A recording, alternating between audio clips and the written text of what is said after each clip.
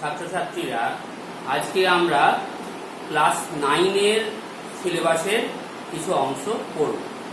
Logarithm চ্যাপ্টারটি পড়ব। Logarithm একদম নতুন একটা ধারণা তোমাদের কাছে। ধরো তোমাকে একতাল মাটি দেওয়া, এই মাটি দিয়ে তুমি যা খুশি করতে পারো। তুমি একটা পুতুল বানাতে পারলে, বা তুমি ধরো একজন কুমোরের কাছে নিয়ে গেলে, সে তাই দিয়ে তোমাকে একটা বাটি বানিয়ে দিল। বা তুমি একজন প্রতিমা শিল্পীর কাছে নিয়ে গেলে, সে তাই দিয়ে একটি প্রতিমার মুখ বানিয়ে দিল, কোনো দেবদেবীর মুখ বানিয়ে দিল, বা কোনো মানুষের মুখ বানিয়ে দিল, তোমার নিজের মুখ বানিয়ে দিতে পারে। তাহলে ওই একতাল মাটিকে যে যার নিজের ক্ষমতা অনুযায়ী তার হাতের কৌশল প্রয়োগ করে তাকে পরিবর্তন করে দিতে পারে। তেমনি আমাদের সংখ্যার ক্ষেত্রে কতগুলো কৌশল প্রয়োগ করে তাকে পরিবর্তন করে দেওয়া যায়। এই যে কৌশলগুলো, এই কৌশলগুলোকে বলা হয় গাণিতিক প্রক্রিয়া। কি বলে? গাণিতিক প্রক্রিয়া। কি কি সেগুলো? আমরা কিন্তু তার মধ্যে চারটে খুব ভালো করে জানি। কি? যোগ, একটা বিয়োগ, সংখ্যাগুলো দুটো সংখ্যার যোগফল আমরা নির্ণয় করতে জানি, দুটো সংখ্যার বিয়োগফল নির্ণয় করতে পারি, দুটো সংখ্যার গুণফল নির্ণয় করতে পারি, ভাগফলও নির্ণয় করতে পারি যদি যেটা দিয়ে ভাগ করছি সেটা শূন্য না হয়। তাহলে এখানে আমরা চারটি প্রক্রিয়া আমরা জানি। এছাড়াও আরো দুটো প্রক্রিয়া আমরা করতে পারি। উদ্ঘাত মানে হচ্ছে ঘাত নির্ণয় করা। যেমন ধরো আমি এখানে দুটো কাজ করেছি, যে 2⁻3 ঘাত, 2 এর ঘাত 3। তাহলে সেটা কি? সেটা হচ্ছে 2 গুণিত 2 গুণিত 2। 2 এর ঘাত 3 মানে হচ্ছে 3 বার 2 গুণ 2 গুণিত 2 গুণিত 2। কত হয় সেটা? 2 দুগুণে 4, 4 দুগুণে 8। তাহলে এই যে পদ্ধতিটা, অর্থাৎ 2 থেকে আমি প্রক্রিয়া করে, কিছু প্রক্রিয়া গুণ প্রক্রিয়া করে আমি 8 পেলাম। কিন্তু একই জিনিসকে 3 বার গুণ করা, এর বদলে আমরা কি করি? 2⁻3 এইভাবে লিখি এবং পাই কি? 8।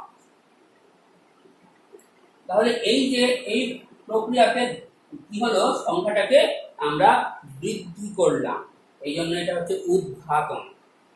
2 ছিল, পেলাম হচ্ছে 8। আবার 8 এর যদি আমি ঘনমূল করি তাহলে কত পাবো? তাহলে হচ্ছে 2 পাবো। এইটাকে বলে অবঘাতন, 8 থেকে 2 পাওয়া। হ্যাঁ, বা 4 এর যদি বর্গমূল করি কি পাবো আমরা? 2 পাবো। বা 9 এর যদি বর্গমূল করি কি পাবো? 3 পাবো। তাহলে এইগুলোকে বলা হয় অবঘাতন। এইবার আমরা যে লব প্রক্রিয়াটা শিখবো, এই লব প্রক্রিয়া হচ্ছে সপ্তম। এরকম সপ্তমের ঘরটাতে আমি ফাঁকা রেখেছি, কারণ কি? এই সপ্তম প্রক্রিয়াটা আমরা এবার শিখবো, তার নাম হচ্ছে লগারিদম। তো লগারিদমের একটা সাধারণ সংজ্ঞা আছে, সেই সংজ্ঞাটা আমরা একটু দেখবো আগে। আমি লিখেছি, দেখো এখানে, লগারিদম কাকে বলে। এই যদি প্রশ্ন করে, এটা একটা তোমাদের ক্লাসের প্রশ্ন হতে পারে, তোমাদের স্কুলের পরীক্ষার প্রশ্ন হতে পারে, লগারিদম কাকে বলে। তার উত্তর তখন আমরা কি বলবো? তখন আমরা বলবো যে আমরা দুটো সংখ্যা, দুটো বাস্তব সংখ্যা, আমরা যখনই কাজ করব, ক্লাস 11 এর আগে তোমরা যা কিছু সংখ্যা নিয়ে কাজ করবে সব হচ্ছে বাস্তব সংখ্যা। এমনকি ক্লাস 11 গিয়েও তোমরা বেশিরভাগ বাস্তব সংখ্যা নিয়ে কাজ করবে, কিন্তু আমরা তখন এখানে গিয়ে বাস্তব সংখ্যার যে ধারণা তাকে একটু বাড়িয়ে নিয়ে আমরা বলবো একটু জটিল রাশির ধারণা, জটিল সংখ্যার ধারণা, কাল্পনিক সংখ্যার ধারণা আমরা আনব। কিন্তু আমরা তার আগে পর্যন্ত যা কিছু সংখ্যা বলবো সব বাস্তব। ফলে বাস্তব সংখ্যা ছাড়া অন্য কোনো সংখ্যা দিয়ে আমরা আলোচনা করব। তাহলে আমরা দুটো সংখ্যা নেব, একটা সংখ্যা হচ্ছে a ছোট হাতের, একটা হচ্ছে বড় হাতের m। এইখানে ক্ষেত্রে একটা কিন্তু খুব ইম্পর্টেন্ট যে কথা সেটা হচ্ছে m, এটা সবসময় ধনাত্মক হয়। m যা খুশি হতে পারে, ভগ্নাংশ হতে পারে বা পূর্ণ সংখ্যা হতে পারে, সবকিছু হতে পারে, কিন্তু mটা কিন্তু ধনাত্মক হয়। m ঋণাত্মক হতে পারবে না, আমি পরে দেখাবো যে m শূন্য হতে পারবে। আচ্ছা, আর a not equal two, a হচ্ছে আমার একটা সংখ্যা যেটা একের সঙ্গে সমান হতে পারবে না, বা এটা কিন্তু কখনো শূন্য বা ঋণাত্মক, a ইকুয়াল টু শূন্য হতে পারবে না, বা a ঋণাত্মকও হতে পারবে, a ঋণাত্মকও হতে পারবে, a লেস দ্যান 0 এটাও হতে পারবে না, সেটা পরে দেখাবো আমি। আগে আমরা সংজ্ঞার কথাটা বলি, এটা কি? তাহলে আমরা a আর m যদি দুটো বাস্তব সংখ্যা পাই, যেখানে m হচ্ছে ধনাত্মক সংখ্যা, m greater than 0, a not equal to 1 এবং এও গ্রেটার দ্যান 0, এই যদি হয়, এবং তাহলে একটা বাস্তব সংখ্যা x কে আমরা নিধান a সাপেক্ষে m এর লগারিদম বলবো। কখন বলবো? যখন a two the power x সমান m হবে, এবং কি লিখবো? x সমান log m to the base a। এটা কি বলবো? x সমান log of m to the base a। ইংরেজিতে লিখবো কি না, log of m to the base a। এই কথাটাকে বাংলাতে কি বলবো? বাংলাতে বলবো যে m এর লগারিদম a নিধান সাপেক্ষে m এর লগ a নিধান সাপেক্ষে।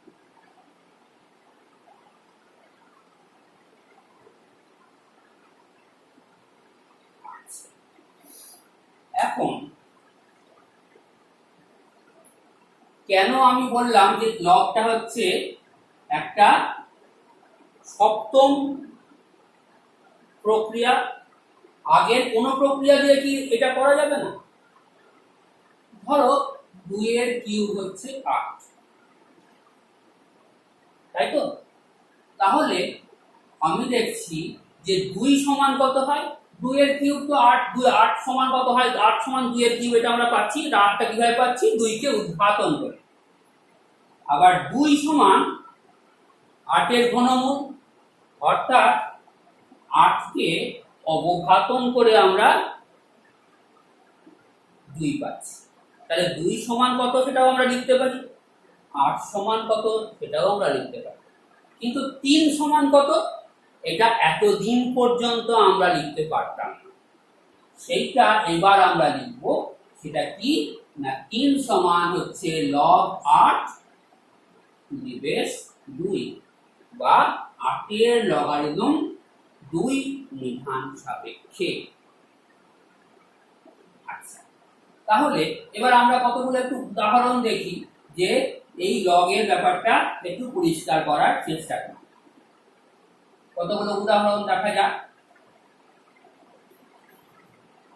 আমি যেমন এখানে আরেকটা লিখে রেখেছি, দেখো যে 3 টু দি পাওয়ার 4 সমান 21, 3 টু দি পাওয়ার 4 সমান 81। তাহলে লগের সংজ্ঞা অনুযায়ী তাহলে 81 হচ্ছে m, 3 হচ্ছে a, আর 4 হচ্ছে x। তাহলে 4 সমান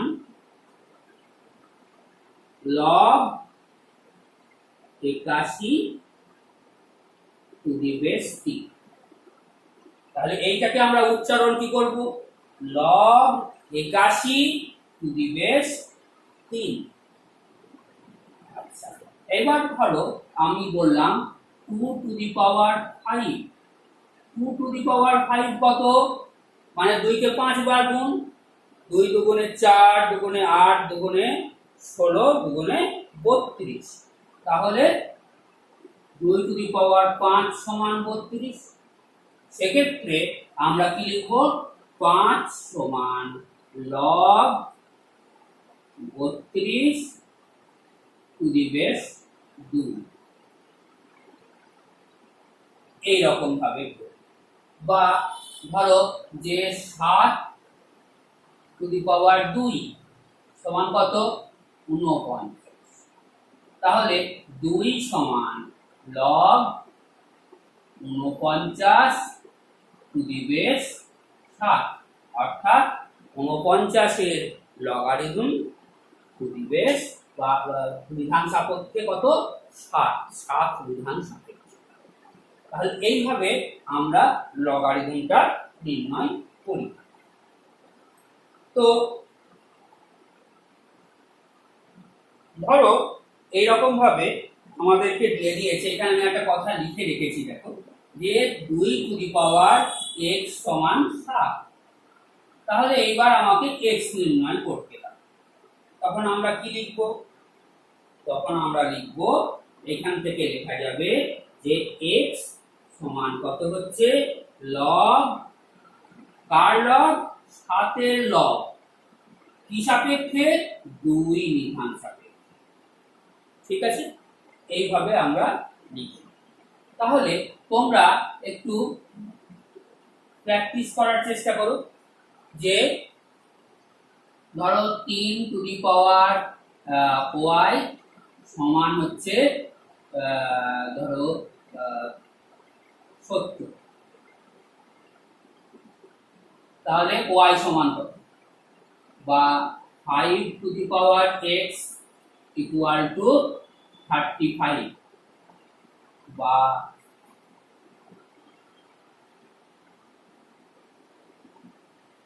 2 two the power y equal to 64। এইগুলো তোমরা একটু নির্ণয় করার চেষ্টা করে দেখো তো, এগুলো তোমাদের কাজ থাকলো। আচ্ছা, এইবার আমরা একটু অন্য কথাটি, আমরা সংজ্ঞার সময় কতগুলো কথা বলেছিলাম, যে আমি সেই সময় বেশ কিছু কথা বলেছিলাম, যেগুলো বলেছিলাম আমি পরে বলবো। এবার সেই সময়টা আমার এসছে। কি পরে বলবো? কি বলেছিলাম না, এই যে এখানে কতগুলো আমরা জিনিস ধরে নিয়েছি, সেটা কি না, m greater than 0, a not equal to 1, আর a গ্রেটার দ্যান 0। এই তিনটে কথা আমি বলেছিলাম। তাহলে আমি একটু দেখি যে m যদি 0 বা লেস দ্যান 0 হয়, সেটা কি সম্ভব? সেটা আমরা একটু, তাহলে m যদি লেস দ্যান 0 হয়, তাহলে কি হচ্ছে দেখো, যে ধরো m equal to less than 0 মানে -3 ধরো, আমরা ধরে নিলাম m সমান -3। তাহলে a two the power x সমান হয়ে গেল -3, ঠিক তো? তাহলে কিন্তু a হচ্ছে গ্রেটার দ্যান 0, আমরা এর আগে দেখে নিয়েছি। তাহলে a এর যে কোনো ঘাত a two the power x তাহলে সব সময় গ্রেটার দ্যান 0 হবে। কিন্তু আমি দেখছি a two the power x হচ্ছে -3। এটা কি সম্ভব? এটা সম্ভব নয়। ফলে এখানে কোনো বাস্তব x এর জন্যই a two the power x সমান -3 হতে পারবে না। ফলে এই m এর মান ঋণাত্মক হতে পারবে না। বা m এর মান যদি 0 হয়, সেখানেও একই কথা। তাহলে a two the power x সমান 0 চলে আসছে। এই a two the power x আবার a হচ্ছে গ্রেটার দ্যান 0, তাহলে a two the power x কি হবে? a two the power x কখনোই কিন্তু 0 হতে পারবে না, যার জন্য কিন্তু এটাও সম্ভব হবে না। অর্থাৎ তাহলে m 0 হতে পারবে না, m ঋণাত্মকও হতে পারবে না। তাহলে m এর একমাত্র তার কাছে যে সম্ভাবনা, সেটা কি দাঁড়িয়ে গেল? সেটা হচ্ছে m হচ্ছে কি? এই হচ্ছে গ্রেটার দ্যান 0 বা ধনাত্মক সংখ্যা।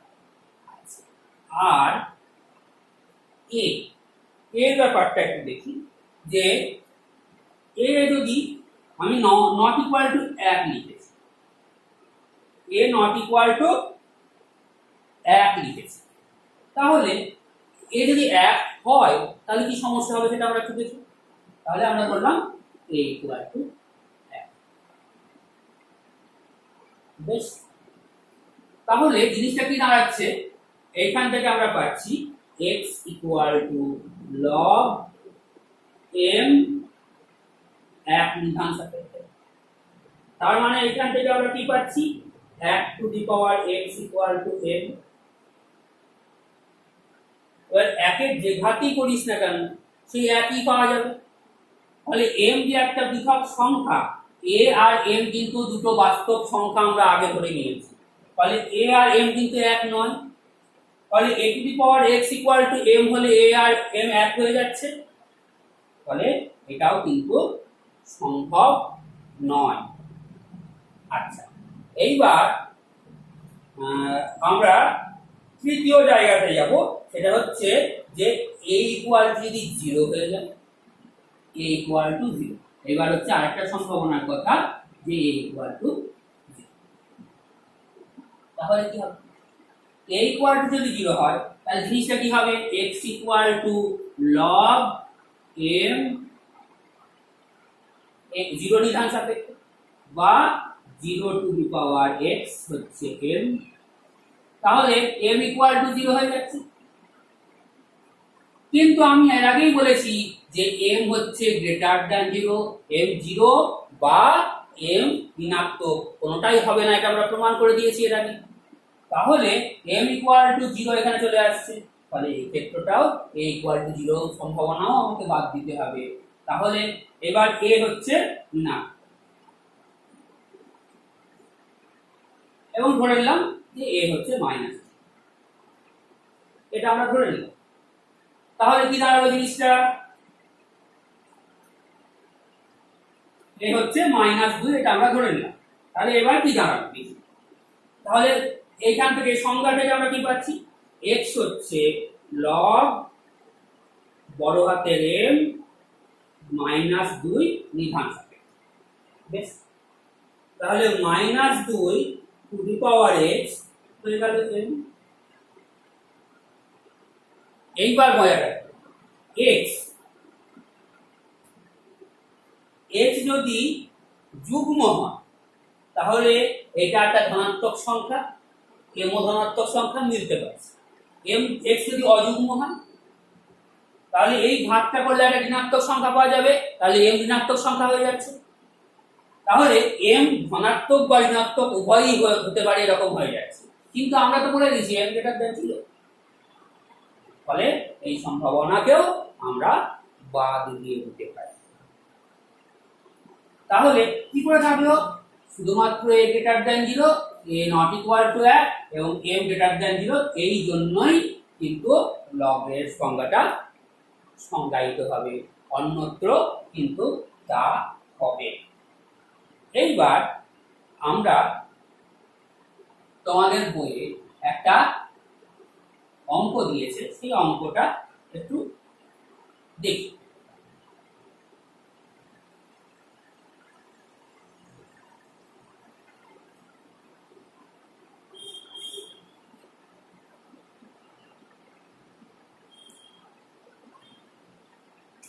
বলেছে যে নির্ণয় করো, একটা হচ্ছে log 343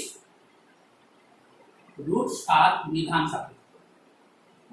সেটাকে আমরা x ধরে নিচ্ছি।